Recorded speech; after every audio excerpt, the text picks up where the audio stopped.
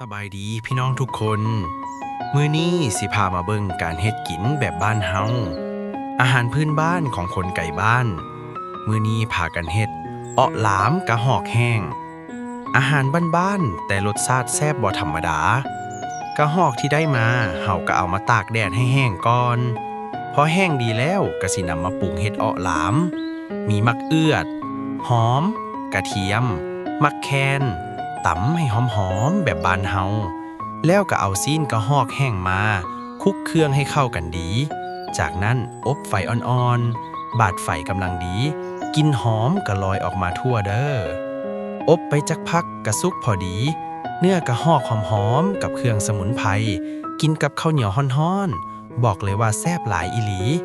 อาหารแนวนี้แม่นอาหารพื้นบ้านที่กินมาแต่น้อย